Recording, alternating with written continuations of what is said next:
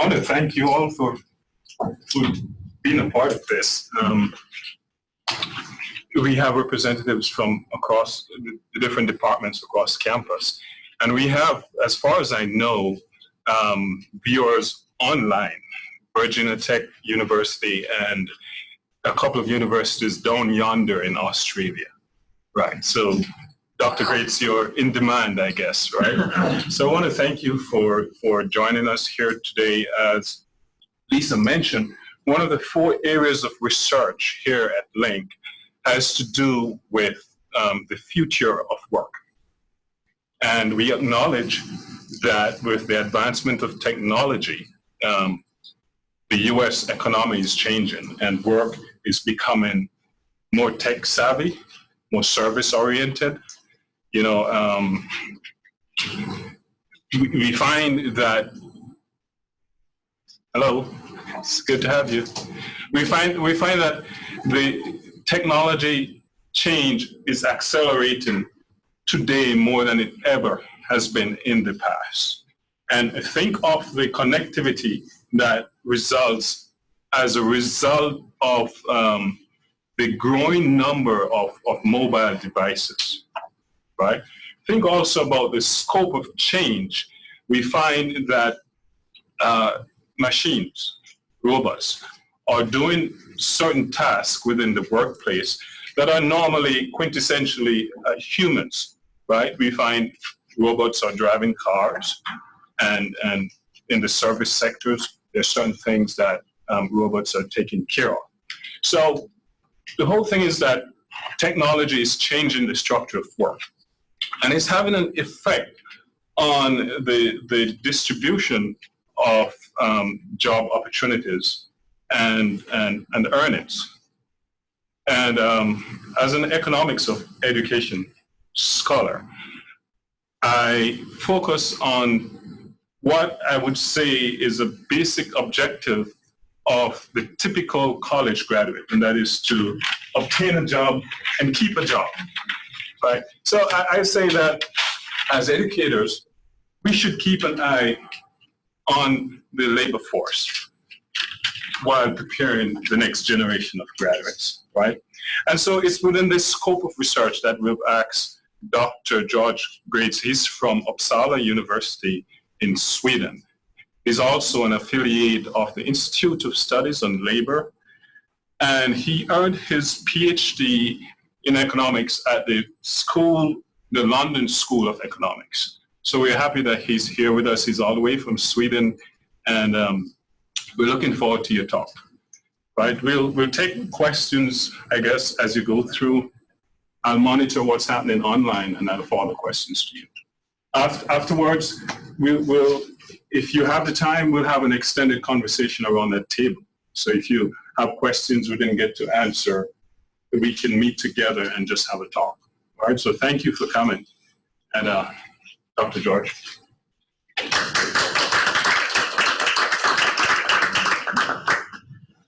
Thank you so much, Troy, for inviting me. It's a great pleasure to be here. And I want to talk about what sort of the work that economists have done over the past 20 years, looking at how the labor market has been changing and to what extent that's related to technology. And in particular, I want to talk about the polarization of employment, the disappearance of middle wage jobs. Let's maybe have sort of clarifying questions as early as possible, so to make sure that really no one gets lost. So as Troy has just hinted at, so technology has been improving dramatically over the past half-century, and I think the setup of this office and this presentation is a very nice illustration for that. But also, if you think about manufacturing, their production has become more automated over time.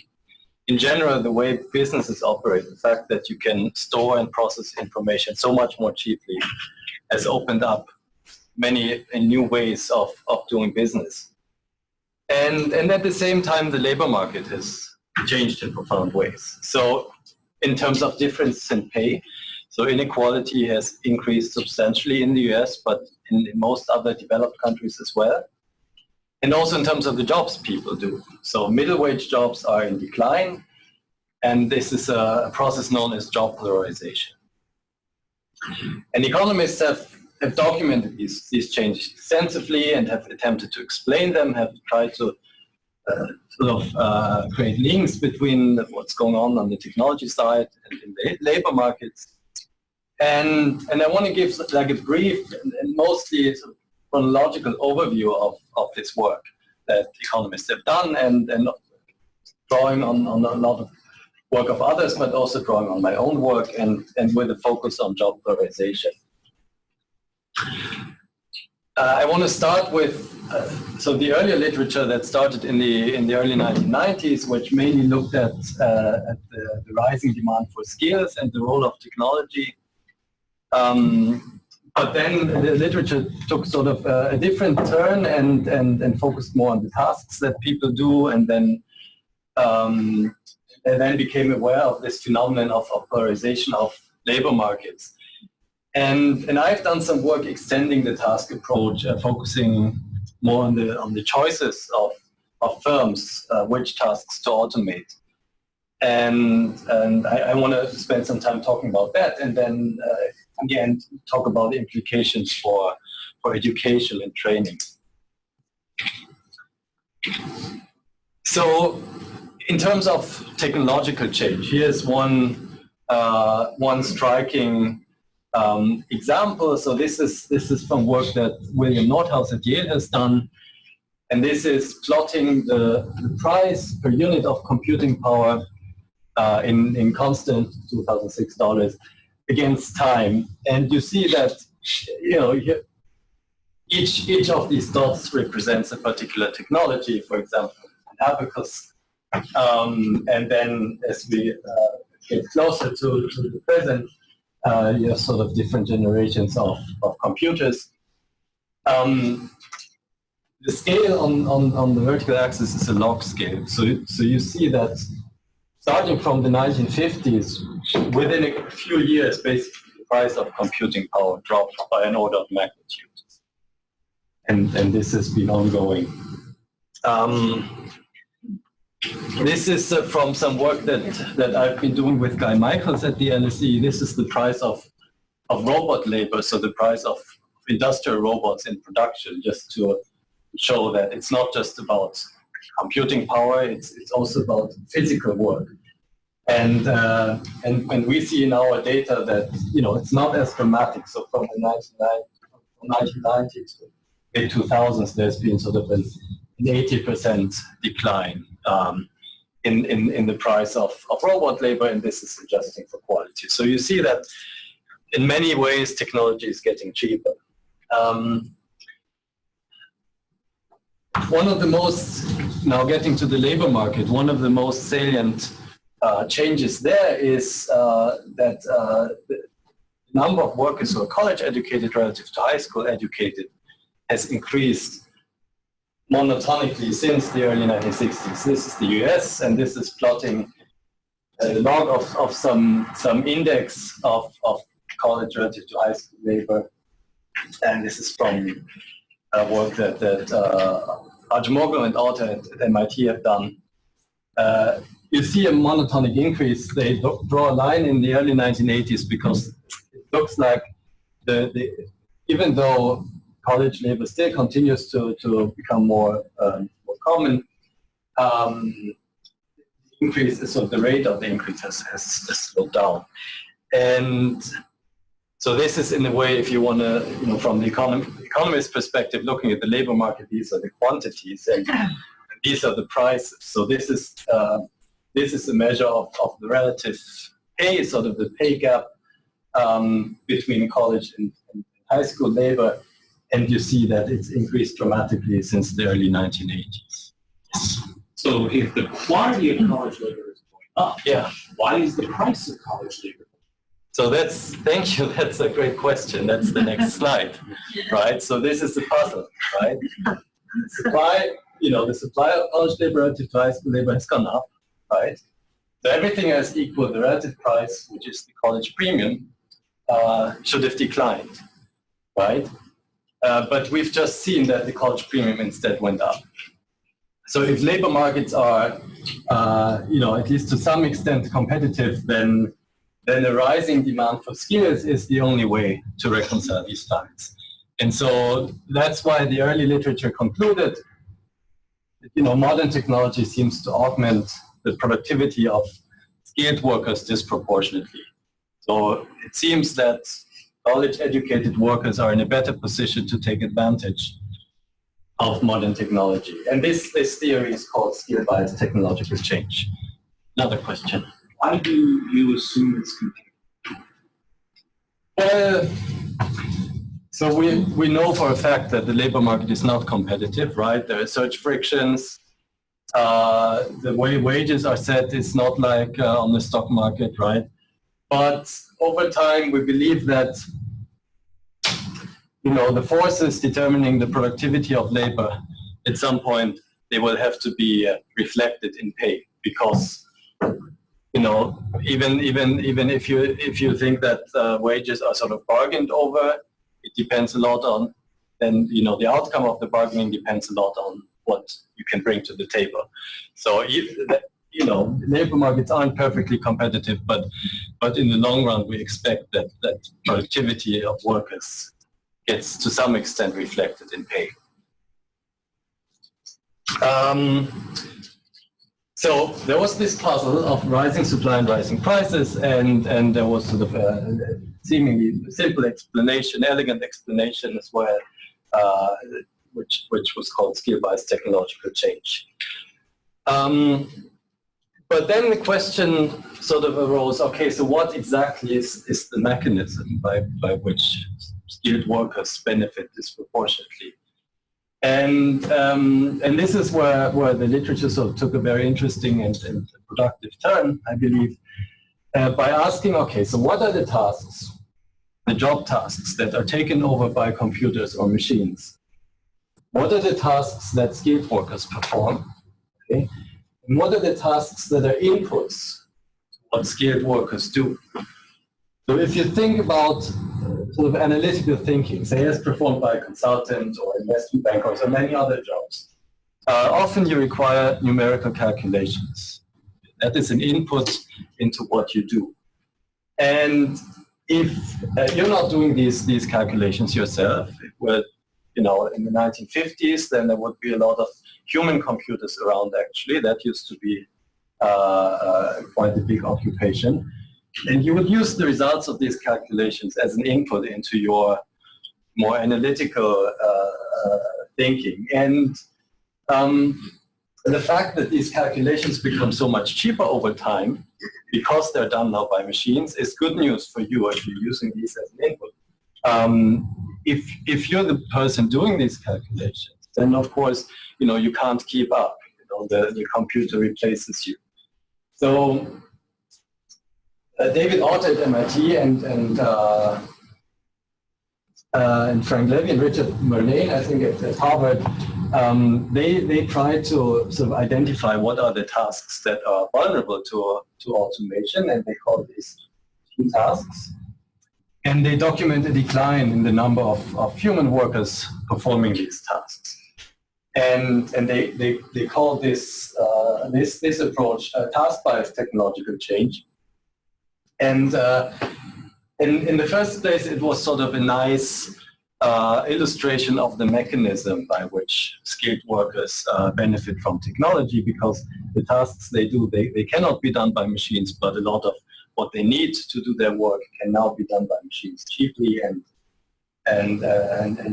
it's just the scope of say calculations, of numerical analysis is so much larger now, and that is one possible mechanism behind the skill bias of technology. But you really have to look at the tasks that are involved. That's why it's called task bias technological change. But then researchers at the LSE, Alan Manning and Martin Goose, realized that, well, these routine tasks, which are, for example, computing, record keeping, some sort of repetitive assembly line work in manufacturing, They're more common in middle-wage occupations than in high and low-wage occupations. If you think of a lot of low-wage occupations, for example, those get services, it's not really a routine labor that they're doing. And with this observation in hand, actually the implication or the prediction from task-biased technological change is that employment shifts towards both high and low-wage occupations. And you see this hollowing out in the middle of the distribution.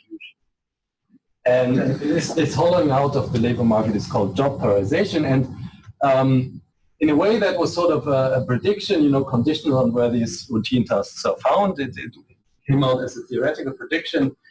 And then Manning and Goose looked at the data at first in the UK, and indeed they found job polarization. Here I'm showing job polarization in the US. So what is this graph doing? First, you take all the occupations in 1980, so 3-digit occupations, about 300 occupations, and you rank them by their average wage. Okay? So these are the low wage, these are the high wage occupations. And then you compute changes in employment shares between, I think this is 2005 and 1980. And then you plot these changes against the initial skill rank of these occupations, and you do some smoothing to illustrate better the pattern that you find there. And you see this U shape. So it's not precisely in the middle that employment disappears. It's a little bit below the middle, but the point is that there are occupations at the lower end that gain in terms of employment shares, the higher end as well. This was sort of what was expected already based on skill-based technological change. This was the new finding, the fact that low-wage occupations increase so much. When you discuss the job polarization, do you control for education, for the level of education? So this comes also from the higher differences between the level of education, right? This job polarization. Yes. So you don't control for that here, but you probably don't want to do that, because the question is exactly what is the skill content of the work that is done in these different occupations. Because this would support actually the college premium, the increase in the college premium, because it's only a relative measure, right? And if you have more polarized jobs, very high and low wages, the college premium might be the result. It's not in contradiction to that. Okay. But what you do miss if you just focus on the college premium is the fact that, so I don't have the graph here, but actually these middle wage occupations or workers in the middle of the distribution also lose in terms of wages relative to the bottom, right? So in terms of levels, they get closer to the bottom. Yeah. And regarding education, you can draw this graph where you have on the horizontal axis just the average education level in each occupation. You see basically the same thing. So this is the US. This is a bunch of European countries, and the graph is slightly different, but basically you see the same thing. So this is in each country looking at 3 broad occupational groups, the high wage, middle wage, low wage, and plotting changes in their employment shares.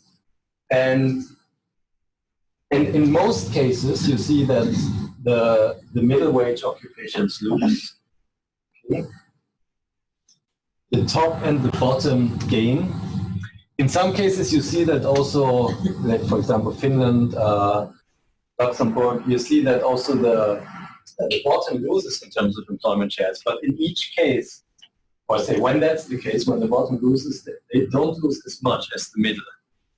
So in a sense, in all of these countries, really, it's the middle wage occupations that suffer the most in terms of changes in employment shares. So it's an incredibly robust finding. You see it in the US, you see it in all European countries, basically. Do you see the same thing in developing countries? So I don't know. I had a master's student who he wanted to work on that, but then he didn't get very far, so I still don't know. But this is this might not have something to do with education. It might simply have to do with opening up borders. you're simply transferring the mid-wage jobs to developing countries where they have the ability of doing it. So they would.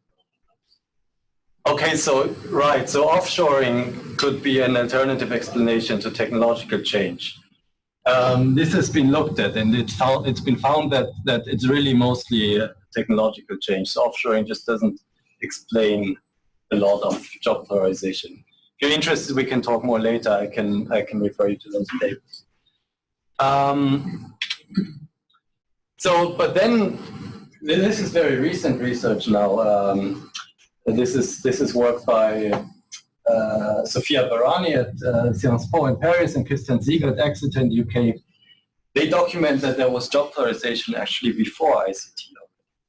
Okay? So this is the same kind of graph as we saw before, but now on an earlier period, plotting sort of changes, 30-year changes in the employment shares against the rank of the wage rank of an occupation in 1950. And you see, for example, the red line is between 1960 and 1990. There has been job polarization already starting in the 1960s. Again, you see it between 1970 and 2000, the green line. The orange line is 1980 to 2007. It doesn't look exactly like the graph before because we have the 1950 wage distribution here. And actually, there are more papers also looking at earlier episodes, so more historical episodes of job polarization, at least within manufacturing. So, for example, Larry Katz at Harvard has a recent paper where he shows that within US manufacturing in the late 19th century, you also saw a hollowing out of employment. So it was sort of the semi-skilled artisans that were replaced, and there was an increase sort of in the demand for low skills, mechanized work, and at the same time, of course, an increase in the demand for clerical work, for management work.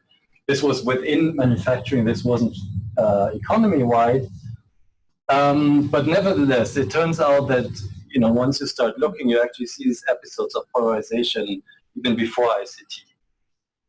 The other thing, how does it compare to labor union activity, which typically holds wages at more of a middle income than a lower income? And you have these, periods of labor unions, holding wages at a higher. Has the studies been used to compare to that aspect of things? Because you could have historical trends in labor union activity as well. Yeah. So we don't know. I don't think this has been looked at, unfortunately. It's to be done in future research. I was just curious if you had. No, we as far as I know, there is not. There aren't papers looking at it. So there was job polarization before ICT, and this motivated me and a friend of mine, Andy Feng, who I was doing the PhD with at the LSE, to sort of extend the task approach and with a focus on firms' technology choice.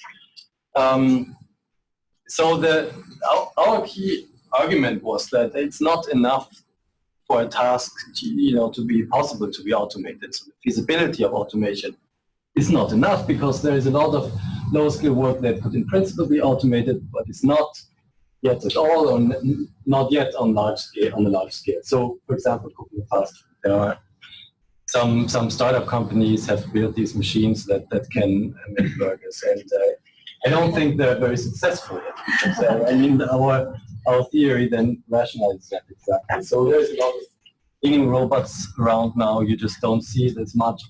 This is a bit more sort of heroic, but I would argue that you could automate some simple forms of hairdressing, especially. I think my hair could be cut. After we've done this research on industrial robots, robotic arms are just so flexible now. You have the computing power, so I think this could be automated. And it's it seems entirely plausible that automating these tasks just doesn't make sense economically. Okay. But if that's true, then we need to think more carefully about really what determines firms' choices in technology adoption. So really what determines whether firms automate some tasks but not others. And that's what we then did in our research. And we started sort of by coming up with an alternative framework for tasks. Maybe don't look at the table right now because it gets a bit confusing. The main point is that two things should matter for automation. The first thing is engineering complexity. It's just this question of how complex is it to automate a given task purely from an engineering point of view. Okay? And the other issue is whether human workers require training to perform a certain task, because that will affect in a way the cost of employing human workers in that task. And then the key insight, and this has been known by computer scientists for a long time, is that these two are not perfectly correlated. So we have sort of tried to find some examples where on one hand we have complexity. Remember, this is engineering complexity, say low, medium, and high. I'll explain this middle bit in a second. For now, let's move down. And then we have here innate ability, which are tasks that humans just have evolved to do well. So after a couple of years, you're able to walk, you're able to talk to people, you can navigate, you can carry things around. But then there's training-intensive tasks, just things that we need to learn to do. Otherwise, we'd be useless at them. And let's focus on the innate ability tasks first. You see that they vary a lot by engineering complexity. Something like fast food preparation, crushing rocks. In developing countries, this is still done by workers, but you wouldn't do it in developed countries. These aren't very complex in engineering terms. Maybe customer reception, driving a car is sort of medium complexity. Things like childcare and planning actually are of high complexity. There's just so much going on which is unpredictable, where you need your interactive emotional skills, so this is highly complex. But you might argue for childcare we should all be getting a lot of training for it, but in principle, historically, people just do it. But then there's these tasks that we have no clue how to do them, unless we get some training. And these might be actually, in terms of engineering, might be not complex at all. The bookkeeping is one of them. Weaving is and of course, these two tasks are among the ones that, the earliest ones to be automated. Then I think law is sort of an interesting example here. Pre-trial research, in a way, is maybe of medium complexity. You need to go through a lot of text, but in a way, what you're looking for is sort of maybe some keywords. So in a way, it's predictable. Arguing a legal case, on the other hand, that's just how to even begin to think of automating, right? So we think that sort of this framework with engineering complexity on one hand and this distinction between innate ability and training intensity is interesting, because it tells you there is not a perfect correlation between these two.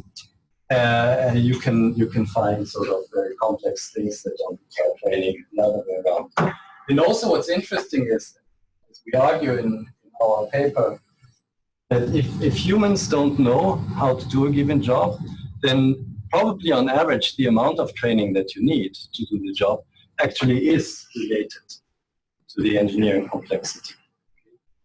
And given the measures of engineering complexity that we've tried to come up with, based on the Dictionary of Occupational Titles, this seems to be true. We also have training requirements in the Dictionary of Occupational Titles, so it seems to be true that once you're above sort of non-negligible levels of training, there is this positive relationship between training times and complexity. So we built an economic model based on this task. I have a quick question.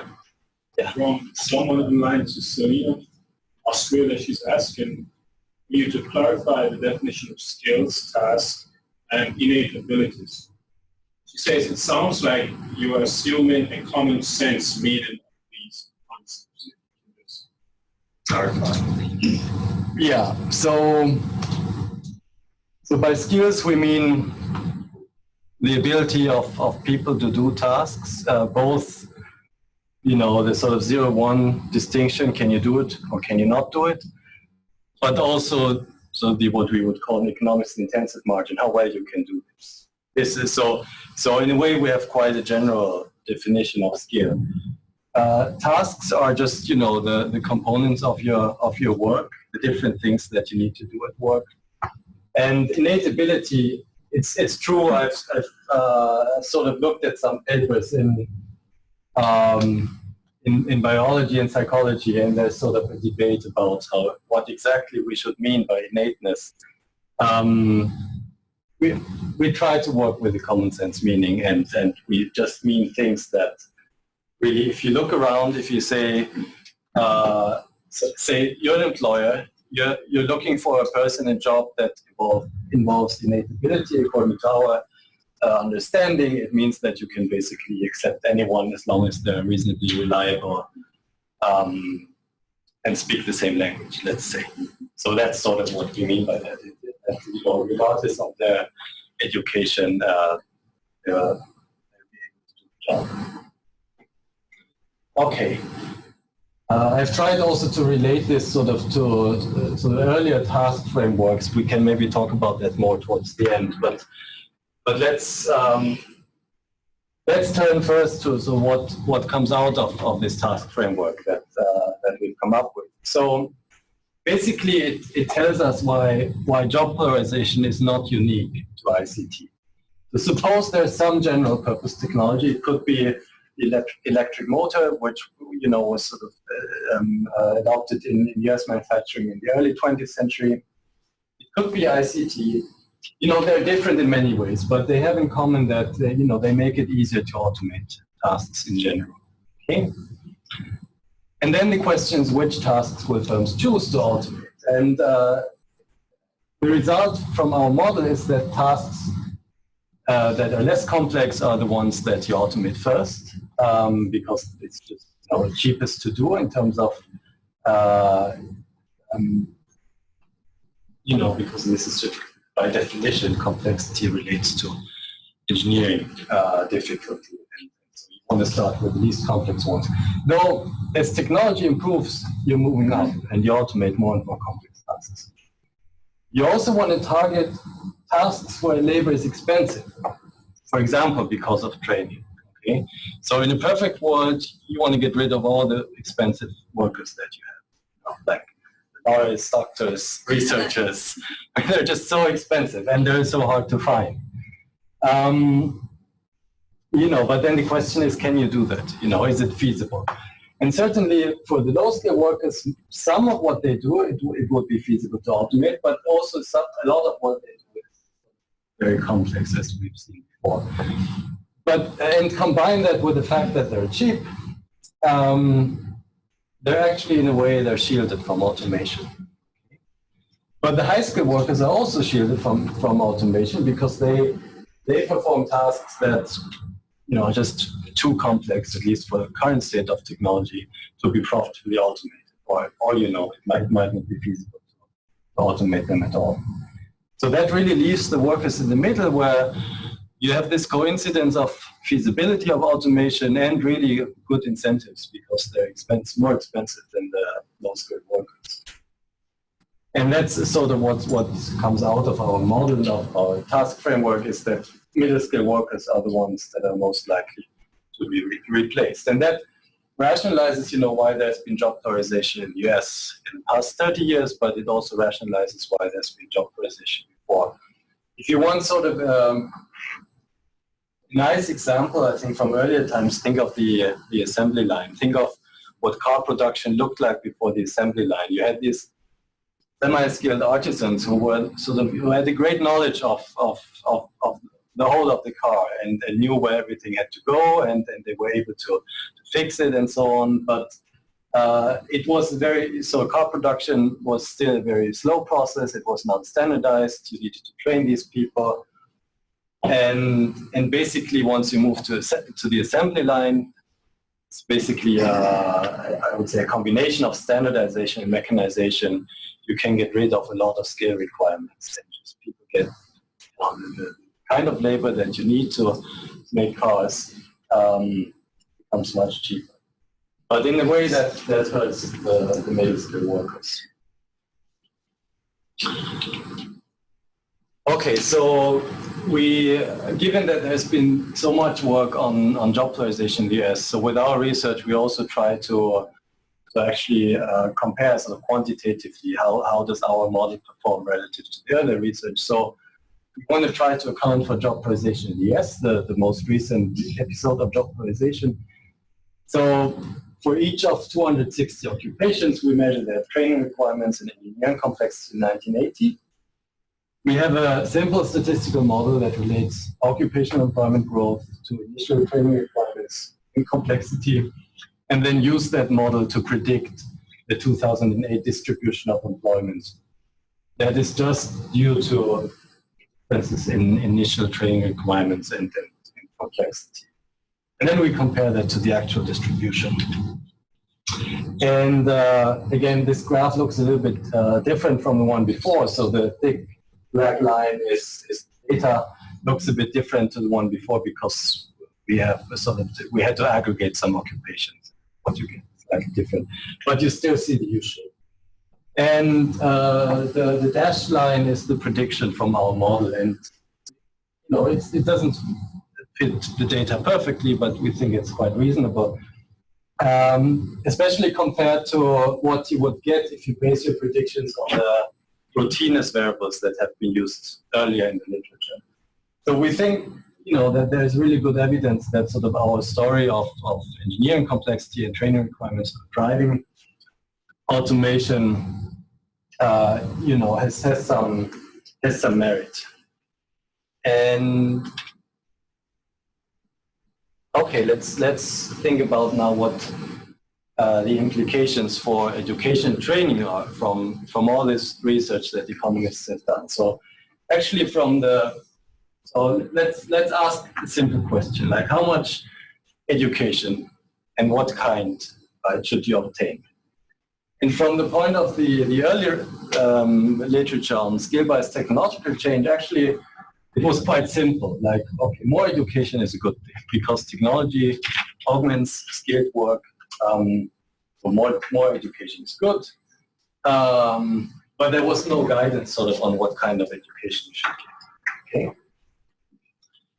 From the point of view of task-based technological change, you get a more nuanced view. So of course you want to choose occupations that are likely to stay and which are likely to be complemented by technology. I mean, I don't know if you need us economists to tell you this. This seems like pretty obvious, right? But then actually, how do you identify these occupations, right? The earlier work sort of emphasized routineness of tasks, of occupations. If something is very repetitive, it's likely to be automated soon. Our work sort of shifts the focus a little bit on training requirements. So any kind of job that is sort of not very complex, let's say a job that has a very well-defined sets of skills that you need. It's not that complex in engineering terms, but there is some non-negligible amount of training that you need, say 2 years. According to our theory, that kind of job is very likely to be automated because there really firms have strong incentives to automate tasks. And actually, we also look at sort of how training requirements across occupations change over time. We find that they decline a lot in initially middle-wage occupations. We find that declines in occupational employment and training requirements are actually driven by the same forces, sort of consistent with the theory. And I think this shows that this worry about training requirements being predictive of automation, this is something to be taken seriously. The jobs that decline most in terms of training requirements are things like insurance adjusters, precision makers, air traffic controllers. In each of these jobs, you had initially a huge component that was training intensive, but then as parts of these jobs sort of get automated, training requirements decline because it's exactly the training intensive parts that get automated. So to wrap up, I think it's non-controversial to say that the labor market gets transformed in profound ways as technology advances. And economists have documented these changes, I think, quite well, have attempted to come up with explanations. It looks like there has been a productive interplay between theory and evidence. So theory is often led researchers to uncover unexpected facts, and new evidence is led to better theories. So it looks a little bit like science, what we're doing here. This is often a worry that among economists, is economics a science? Because in many ways we're so much less successful than, say, the natural sciences. But actually, it looks a little bit like scientific progress. The last point I think is a little bit, maybe not as optimistic as would have hoped, but I think this is just it is. So the policy implications are not straightforward, because we think that it's a good thing to give people more education or to encourage people to get more educated, right? But we also saw that it's really important to think about what kind of skills you get, what kind of tasks you learn. In many cases, that might be a waste of time and resources, because in 5 or 10 years you're out of the job. Even though many of these jobs might look good, now in terms of wages. So I think in that sense, the policy implications are quite challenging. But anyway, it's important that we face up to these challenges. So that's one more thing. So I guess we can put up these slides at some point for download, and you see basically the papers that I've referenced. And that's thanks so much. Do we have any questions? Can I make a comment? So I think you made a very good argument that job polarization is something inevitable. Yeah. Right. So it's not really that there are some powers there that decide that if some people kept, at the lower end, and this is, so somehow the inequity, if we want, is that even if the demand for low-skilled jobs, it's still there and we cannot avoid it. We don't reward. So if there's a wage disparity, it's kind of creating from a social point of view a sort of problem. And I know the economists always are looking at wage differences. Yeah. And my understanding of the college premium is that actually this is actually one of the reasons that we still have this high college premium.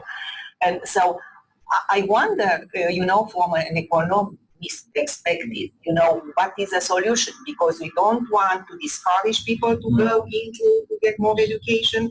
We understand that if we have too many there, at some point we are going not to be able to reward them. And it's also inequitable to not reward those people who are at the other end, who are in high demand at some point because of push towards education. So I don't know, it's just... I don't know if you could call it a solution, what we have in many Nordic countries, in Sweden, for example. I mean, there the philosophy is work should really be worthwhile doing. You should have a reasonable set of skills. You should earn reasonable wages. And then, that gets translated into policies that basically lead to many low-skill services not being available. So, haircuts are, you get them, but they're much more expensive in Sweden than, say, in London or in general. Childcare, basically, the government tells you to do it yourself. There's generous parental leave, but if you say you didn't want that, you wanted to hire a nanny instead, it's nearly impossible to do in Sweden. Other personal services like cleaning, they moved a little bit towards subsidizing that because they realized there was quite a big informal economy and people were hiring these services anyway, even though legal wages. So they gave in a little bit to that. And but this is just the market that is regulating, or is the government also the state? This is the government, but just in a way the culture you have there of wage setting being very you've got unions and employer associations collaborating on this, actually really sort of following the same spirit. So it's an interesting, I think it's an interesting approach, but it's really sort of, not so much taking seriously market forces.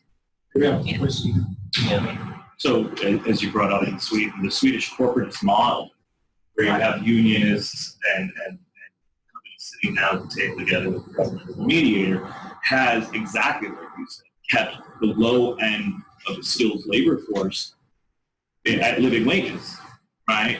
In the United States, we don't have that. And at the same time, we've seen this hollowing out of the middle is the decline in the unionization.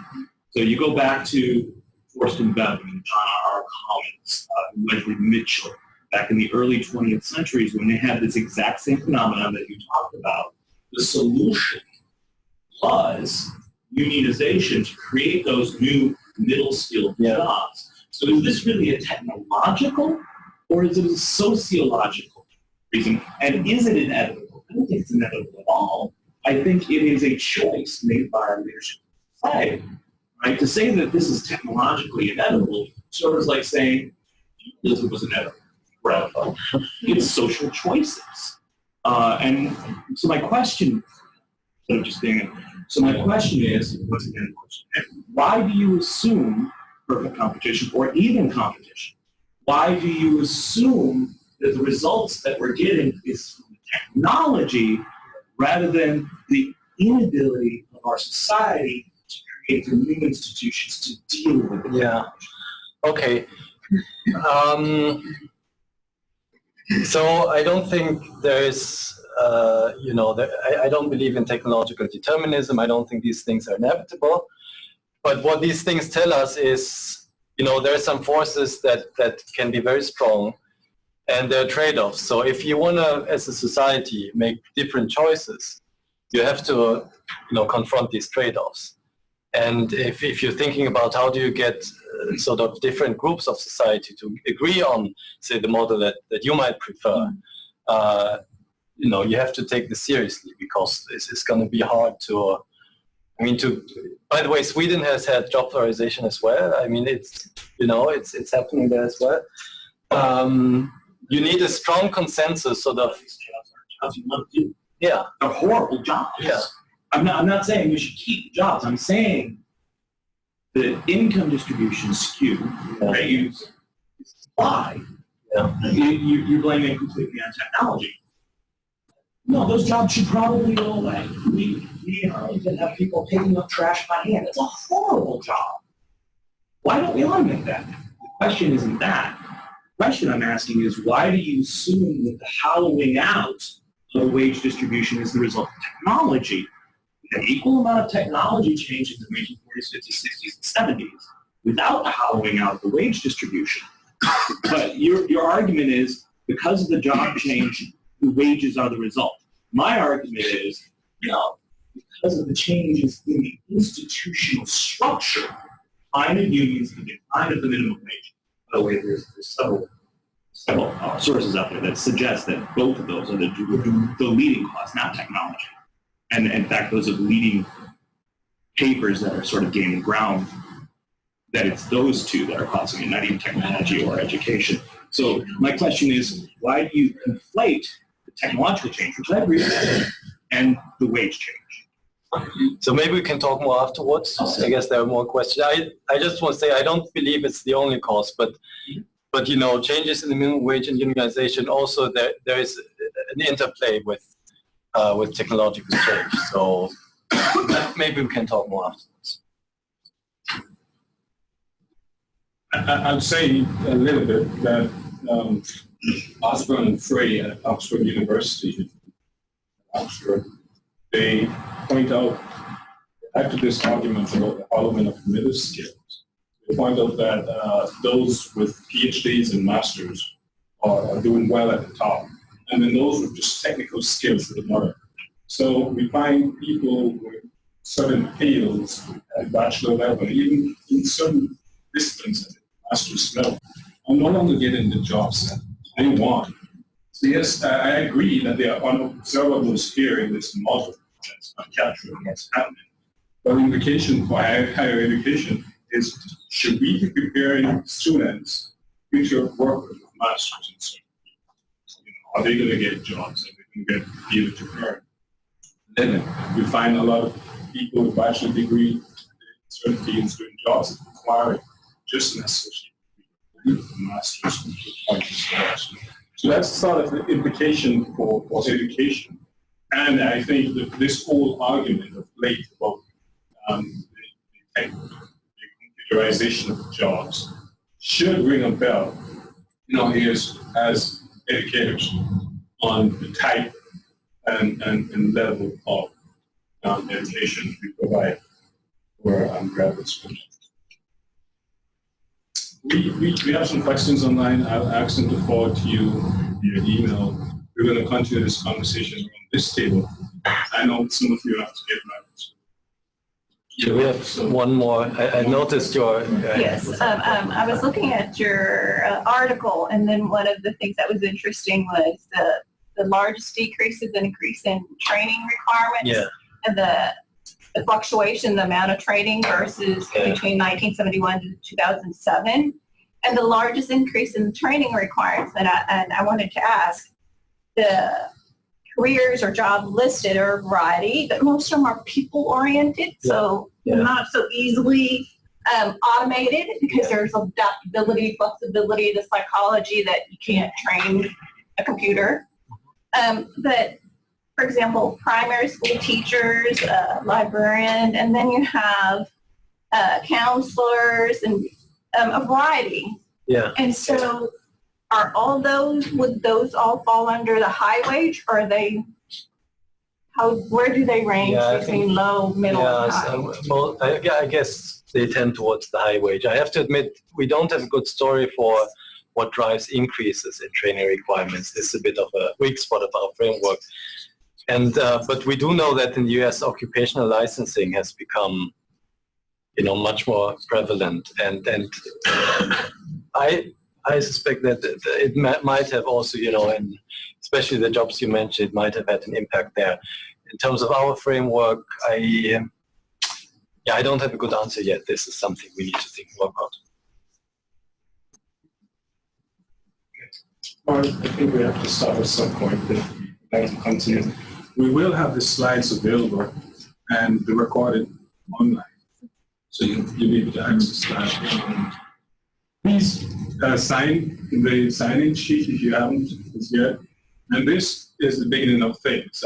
I'm tasked with the job here to start these conversations about labor market. And again, I think as educators, we need this sort of conversation. And we're not necessarily going to get answers, complete answers. Raising the questions cause us to think and change policies. Right, so we want to thank Dr. Graetz for being with us, and we'll continue the conversation.